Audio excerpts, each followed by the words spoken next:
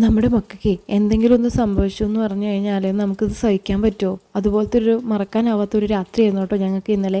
പെട്ടെന്ന് മോൾക്ക് വയ്യാതായി. മോൾ വോമിറ്റിംഗ് ആയിരുന്നു. 2-3 പ്രാവശ്യം വോമിറ്റ് ചെയ്തു. പെട്ടെന്ന് തന്നെ ഞങ്ങൾ അടുത്തുള്ള ഹോസ്പിറ്റലിൽ കൊണ്ടുപോയി. അപ്പോൾ ഡോക്ടർ പറഞ്ഞു ഫുഡിൻ്റെ എന്തോ ദഹനക്കുറവ് കൊണ്ടാണെന്ന് പറഞ്ഞു. അപ്പോൾ ഡോക്ടറെ കാണിച്ച് പുറത്തിറങ്ങിയപ്പോൾ തന്നെ ബേബി വീണ്ടും ഛർദ്ദിച്ചു കേട്ടോ. അപ്പോൾ നാവിൻ്റെ അടിയിൽ ഒരു സ്ട്രിപ്പ് തന്നു വോമിറ്റിംഗ് നിൽക്കാൻ വേണ്ടിയിട്ട്. അത് കഴിഞ്ഞിട്ട് അരമണിക്കൂർ കഴിഞ്ഞിട്ടേ ഫീഡ് ചെയ്യാൻ പറ്റുള്ളൂ. ഫീഡ് ചെയ്ത് കഴിഞ്ഞിട്ട് പാല് കുടിച്ചിട്ട് അരമണിക്കൂർ കഴിഞ്ഞേ പോകാൻ പറ്റുള്ളൂ.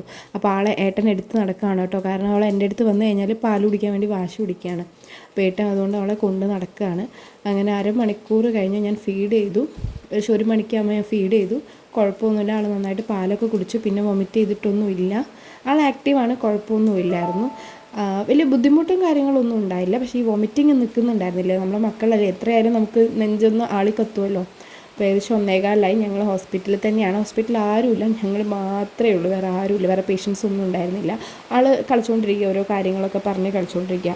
ഇവളിത് സെക്കൻഡ് ടൈമാണ് ഞങ്ങളെ ഇങ്ങനൊരു പേടിപ്പെടുത്തി കൊണ്ട് രാത്രി വരുന്നത് ഹോസ്പിറ്റലിലേക്ക്. അങ്ങനെ കുഴപ്പമൊന്നുമില്ല. റെസ്റ്റ് എടുത്തപ്പോൾ ഡോക്ടർ പറഞ്ഞു, സ്ട്രിക്റ്റായിട്ട് പറഞ്ഞിട്ടുണ്ടായിരുന്നു അരമണിക്കൂർ കഴിഞ്ഞിട്ടേ വിടുള്ളൂ എന്നുള്ളത്. അങ്ങനെ അരമണിക്കൂർ കഴിഞ്ഞു. ഏകദേശം കഴിഞ്ഞപ്പോൾ ഞാൻ എടുത്ത് കണക്കാണ്. ഏട്ടൻ കുറച്ച് നേരം റെസ്റ്റ് എടുക്കുകയാണ്. അങ്ങനെ ഇറങ്ങിയിട്ട് 1:30 ആവാറായി. അപ്പോൾ എല്ലാവർക്കും ടാറ്റയൊക്കെ കൊടുത്തിട്ട് ആൾ പോരുകയാണ് കേട്ടോ. ഉറങ്ങിയിട്ടുമില്ല, ആൾ തീരെ ഉറങ്ങിയിട്ടുണ്ടായിരുന്നില്ല. നന്നായിട്ട് കഴിക്കുന്നുണ്ടായിരുന്നു ഇവിടെ നിന്നൊക്കെ. ടാറ്റയൊക്കെ കൊടുത്തു, സിസ്റ്ററോട് ബായൊക്കെ പറഞ്ഞ് ഞങ്ങൾ ഇറങ്ങി കേട്ടോ. കേരള ഹോസ്പിറ്റലിലാണ് പോയത്, പന്തീരങ്കാവിൽ.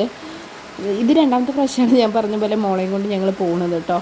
എന്നും രാത്രി എന്തെങ്കിലും ഒരു ബുദ്ധിമുട്ട് ഇവിടെ ഉണ്ടാക്കി വെക്കും. പേടിയാണല്ലോ, നമുക്ക് ചെറുതെന്തെങ്കിലും വന്ന് നമ്മുടെ മക്കളല്ലേ, നമുക്ക് സഹിക്കാൻ പറ്റില്ലല്ലോ, പോട്ടേന്ന് ചിരിക്കാനും പറ്റത്തില്ലല്ലോ.